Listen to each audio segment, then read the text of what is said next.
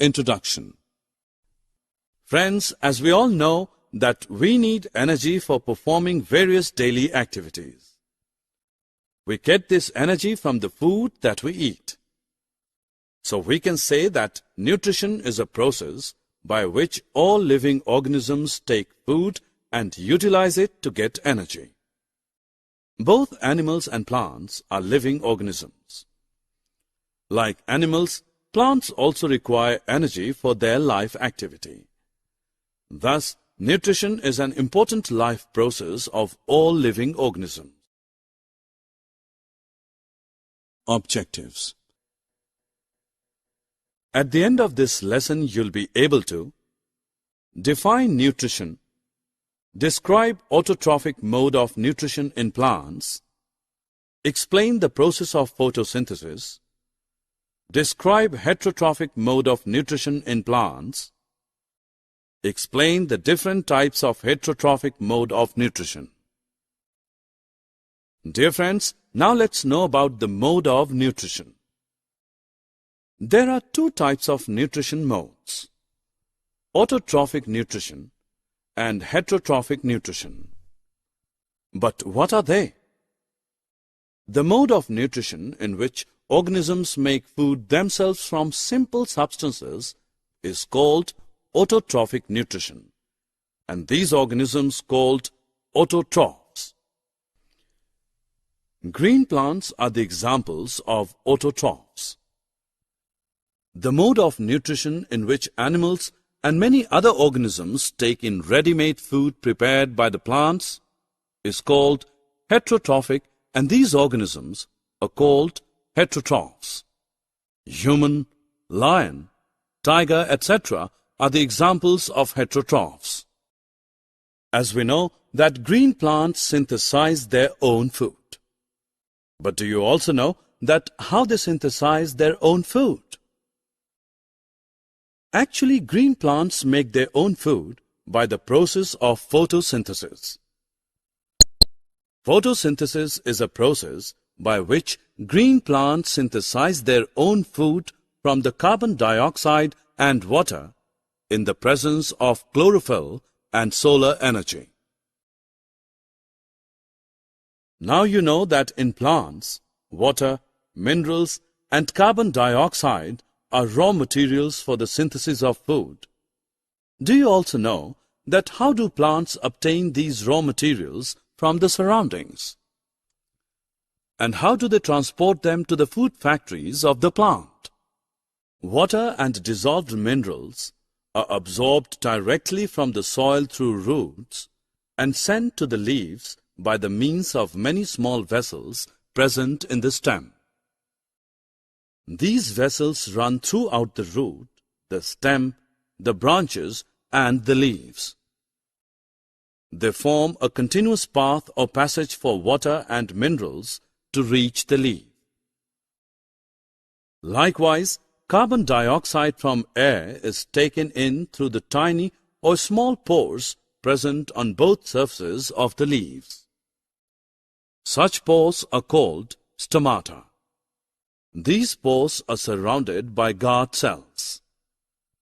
After reaching to the leaf, carbon dioxide and water react in the presence of sunlight to form carbohydrate. The carbohydrate ultimately converted into the starch, which gets stored in the different parts of the plants. Therefore, the first food product is formed during the photosynthesis is starch. Starch is also an example of carbohydrate. In this process, oxygen is also released. Therefore, the process of photosynthesis can be represented as carbon dioxide plus water in the presence of chlorophyll and sunlight gives carbohydrate plus oxygen. In the presence of sunlight, carbon dioxide and water gives carbohydrate and oxygen releases in this process. Till now we have learnt about the photosynthesis process, but now the question is, what is its significance? Photosynthesis is an important and vital process for life on this planet. This process helps in the conversion of solar energy into organic matter. Hence, photosynthesis links the physical and biological world. It is the primary source of organic food for all living forms, either directly or indirectly. It also helps in purifying air and maintaining the balance of oxygen and carbon dioxide in the ecosystem. Friends, now it's time to have some fun. Just check your understanding by clicking on True or False button.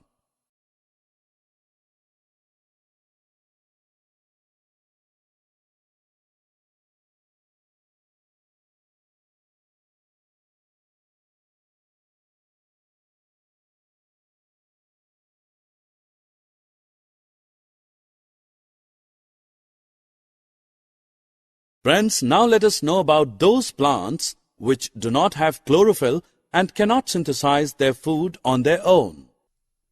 Just think about how do they survive and from where do they derive nutrients. As we have already learnt in this module that these plants derive food from other plants and animals, and this type of mode of nutrition is called heterotrophic mode of nutrition. The plants in which this kind of mode of nutrition is found are known as heterotrophs. There are 4 types of heterotrophic plants: parasitic plants, saprophytic plants, symbiotic plants, insectivorous plants.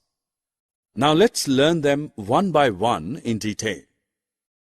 Let's start with parasitic plants. The plants which obtain their food directly from other plants are known as parasitic plants, and those plants from which they obtain food are known as host. You might have seen Khaskhata, Amarbale, nearby you, which is an example of a parasitic plant. It coils around the stem and branches as a yellow, tubular structure. You'll be surprised to know that it does not contain chlorophyll, so it takes ready-made food from the plant on which it is climbing. The plant on which it climbs is called a host. When you go to a vegetable shop, you might have seen packets of mushrooms sold in it. Besides that, sometimes you may have also seen fluffy umbrella-like patches growing on rooting wood during rainy season. But do you know what these organisms are and how they get their nutrition? Friends, these organisms are commonly called fungi, and they get their nutrition from dead and decaying matter. To get their nutrients from dead and decaying matter, they secrete digestive juice and convert it into a solution. This mode of nutrition, in which organisms take in nutrients in solution from dead and decaying matter, is called saprotrophic nutrition, and organisms which use this kind of mode of nutrition are called saprotrophs. Thus, we can say that fungi are saprotrophs. Friends, like us, plants also require a lot of nitrogen to make proteins. So they absorb nitrogen continuously from the soil, due to which the amount of nitrogen becomes deficient. As you all know, that there is 78% of nitrogen present in our atmosphere, but plants cannot use it in the manner directly as they can use carbon dioxide. They require nitrogen in soluble form. The bacterium called Rhizobium can take atmospheric nitrogen and convert it into a soluble form. These bacteria live in the roots of gram, peas, mung beans, and other legumes and provide them with nitrogen. In return, the plants provide food and shelter to the bacteria. Thus, we can say that Rhizobium shows a symbiotic relationship. Friends, now it's time to have some fun. Just check your understanding by matching the followings. Summary. Let us summarize what we have learned. The process by which all living organisms take food and utilize it to get energy is called nutrition. Plants obtain their food by two modes, autotrophic and heterotrophic nutrition. In autotrophic mode of nutrition, plants synthesize their own food by the photosynthesis process and are called autotrophs.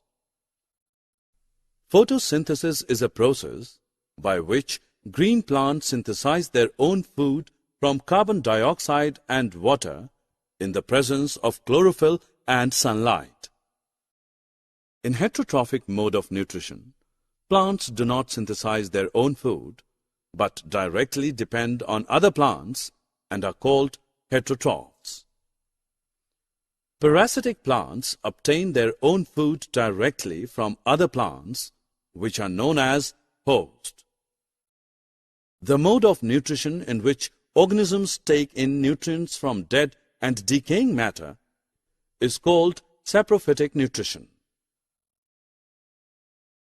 Lichen is a specific group of plants in which both algae and fungi live together.